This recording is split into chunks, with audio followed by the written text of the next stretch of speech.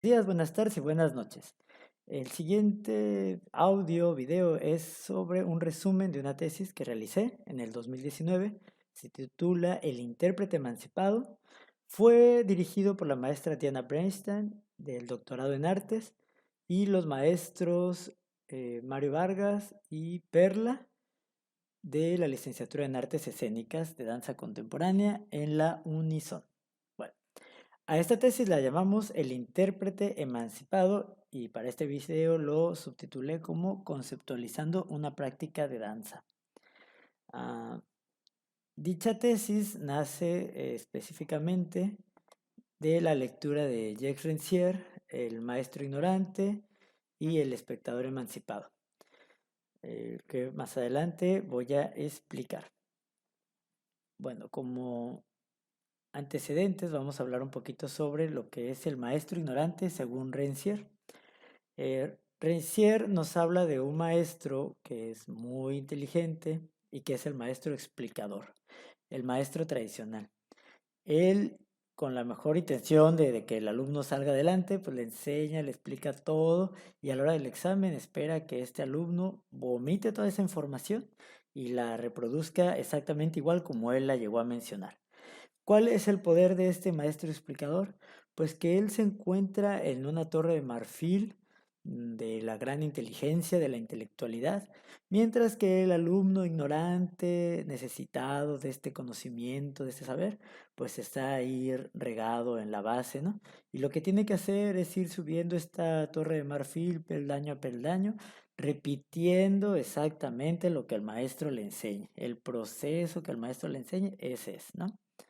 Rancière reconoce que esa ya no es la manera de trabajar en la posmodernidad, en la actualidad, y que por lo tanto es necesario que este maestro esté en igual de circunstancias con el alumno, para poder emancipar al alumno, porque de lo contrario el alumno pues siempre va a ser, eh, cuando el maestro le pregunte algo, pues va a tratar de satisfacer lo que el maestro quiere saber y de repetir la respuesta, en lugar de ser un ser autónomo capaz de buscar nuevas posibilidades y nuevas respuestas. Entonces, ¿qué propone Rancière? Porque dice, por ejemplo, Sócrates tenía un método que se llamaba mayéutica, donde él hacía preguntas, nunca le daba la respuesta al alumno, sino que por medio de preguntas iba conduciendo al alumno, pero de antemano conocía la respuesta. Entonces lo que propone Rancière es un maestro que diga, bueno, tenemos este problema, ¿no? Queremos hacer una coreografía, porque esta es una tesis de danza.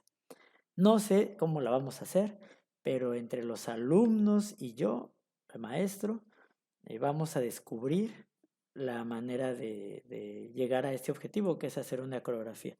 Entonces el maestro ignora tanto como el alumno el proceso. ¿Y qué es lo que va a evaluar este maestro? Pues va a evaluar cómo se va desarrollando este proceso hasta llegar a un producto.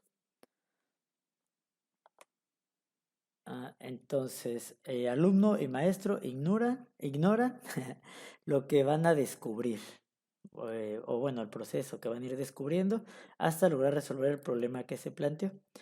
Rancière en El espectador emancipado hace una traducción de esta teoría del maestro ignorante al teatro.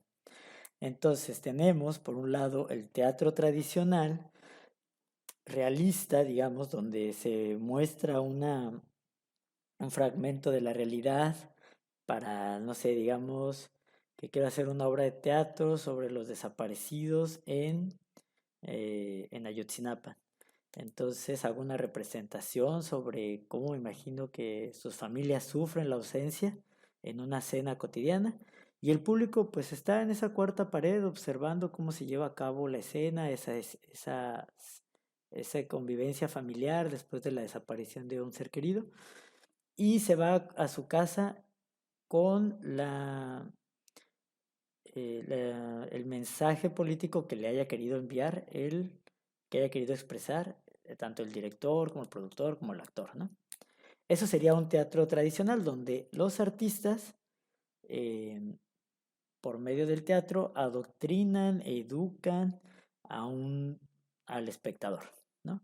Y en cambio, el espectador emancipado para Renzer, pues es aquel que se revela de esta situación y no solamente está observando a ver qué me van a enseñar, sino que trata de darle sentido e interpreta la obra a partir de sus propias lecturas, ¿no? Entonces, para Rancière es necesario que tanto el público como el artista, eh, más bien que el artista entregue un trabajo incompleto, sin dar un mensaje directo y preciso, para que el público tenga la necesidad de darle una interpretación, ¿no? Y así, tanto artista como público son dueños de este nuevo significado y sentido de la obra. Entonces, si el artista, llámese dramaturgo, llámese coreógrafo, no es el dueño del sentido último de la obra, eh, pues viene lo que vendría, lo que es la muerte del autor. De, este concepto no es nuevo, lo retomé de Roland Barthes y Michel Foucault. Entonces, y además lo trasladé a lo que sería el coreógrafo. Entonces, para Roland Barthes, ¿no? Él era un estructuralista, él pensaba la obra literaria, no tratando de buscar el sentido último de la obra, ¿no?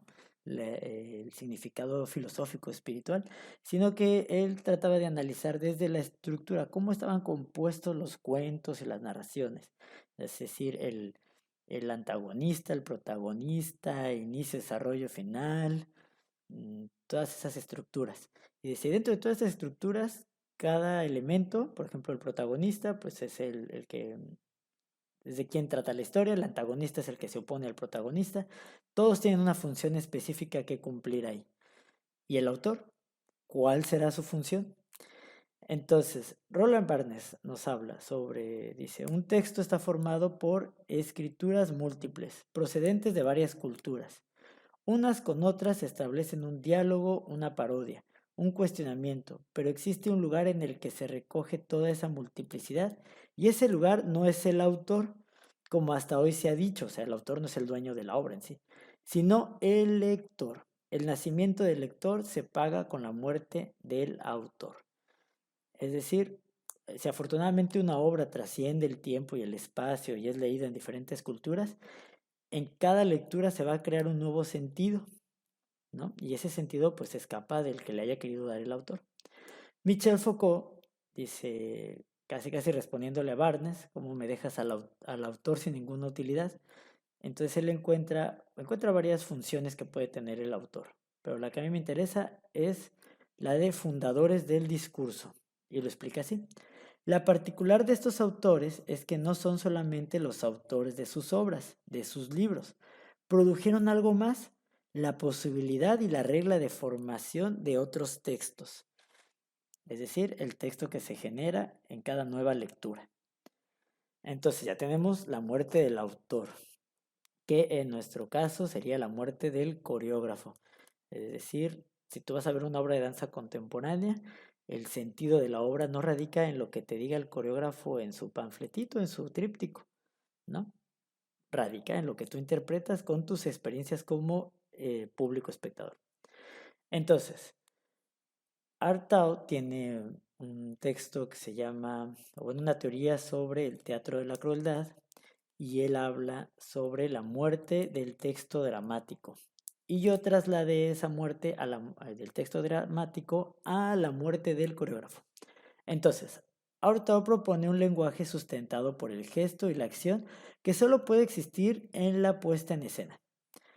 Dice Artaud, considerada no como simple grado de refracción de un texto en escena, sino como el punto de partida de toda creación teatral, y en el empleo y manejo de ese lenguaje se disolverá la antigua dualidad del autor y director, reemplazados por una suerte de creador único, el que incumbirá al doble responsabilidad del espectador y la acción, perdón, del espectáculo y la acción.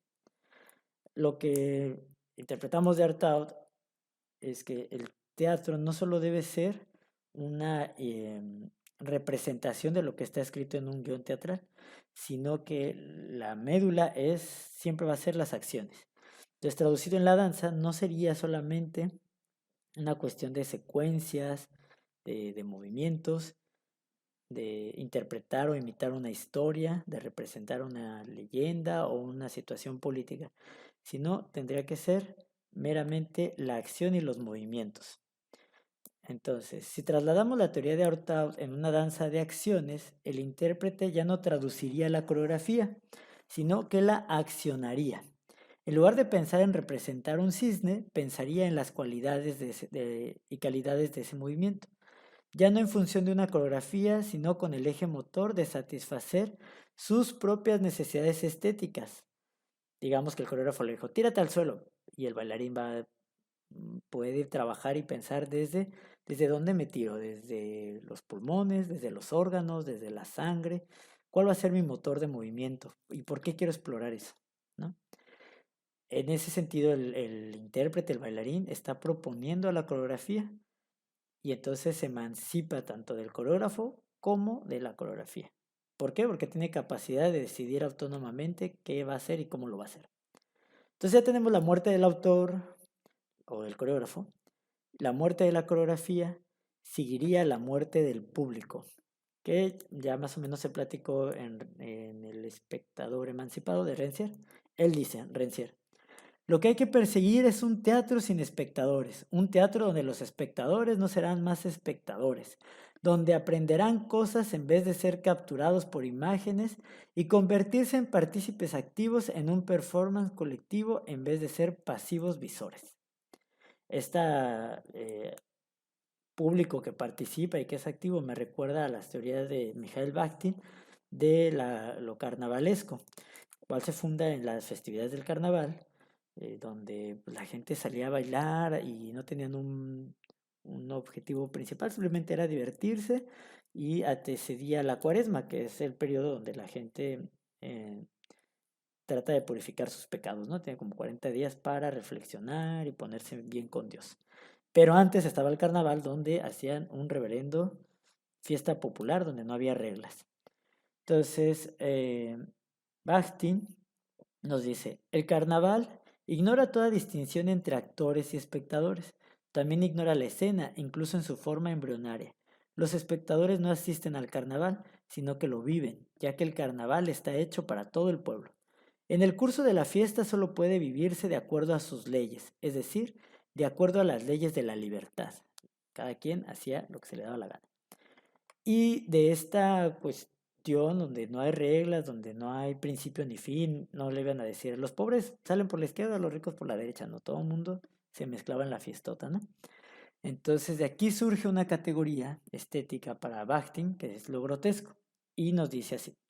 La imagen grotesca caracteriza un fenómeno en proceso de cambio y metamorfosis, incompleta en el estadio de la muerte y del nacimiento, del crecimiento y de la evolución.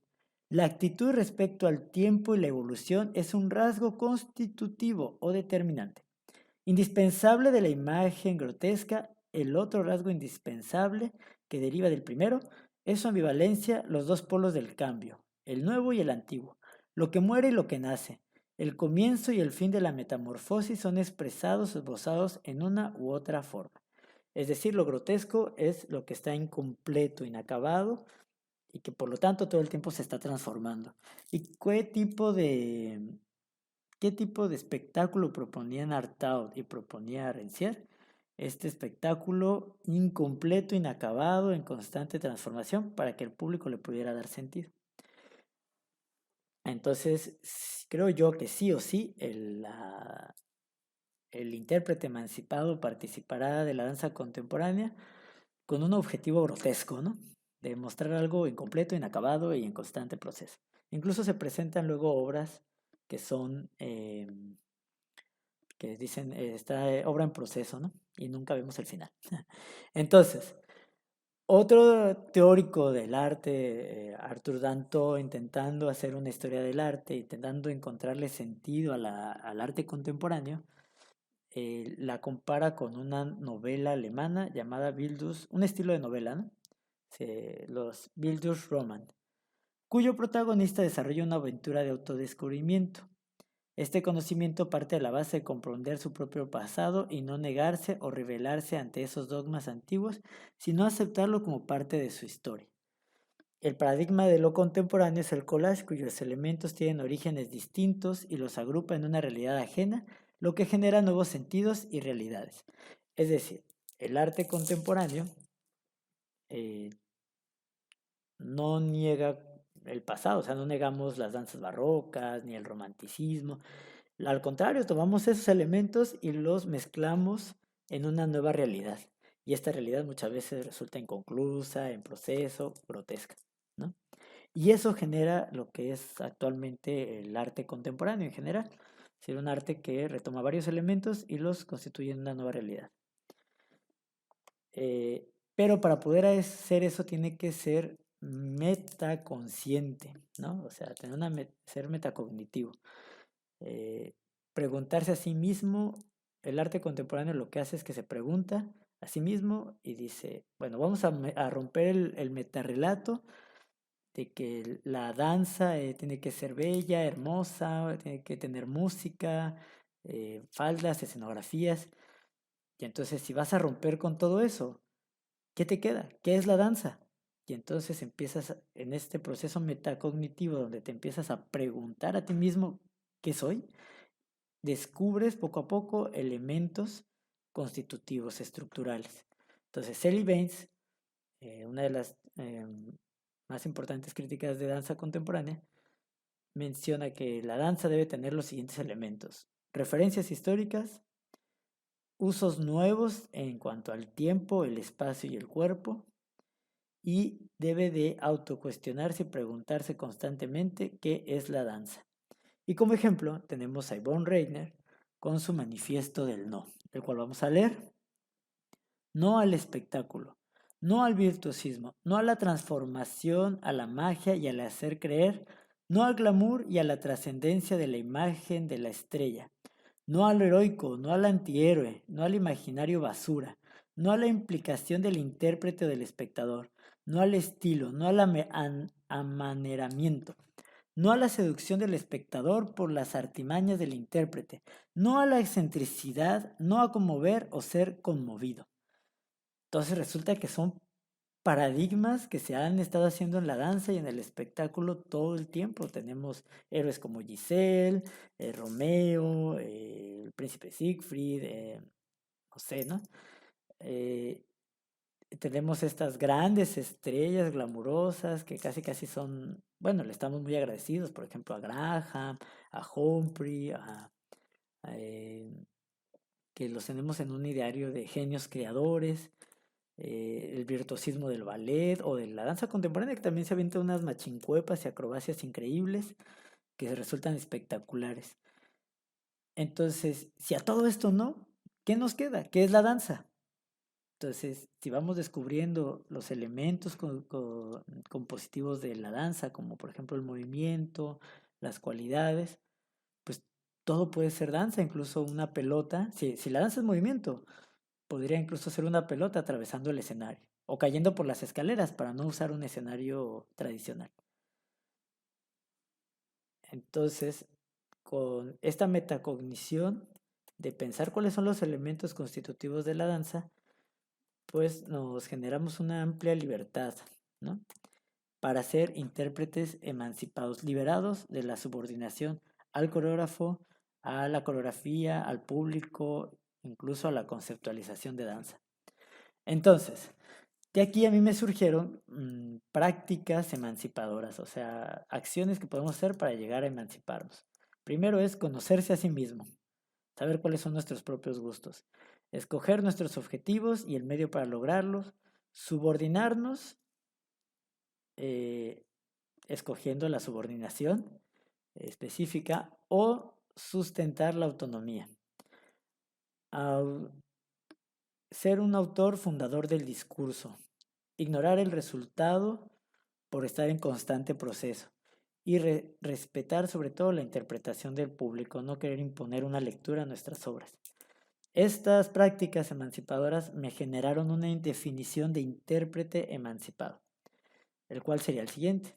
Un intérprete emancipado es aquel que conoce y respeta sus propios intereses estéticos. Se es fiel a sí mismo, ¿no?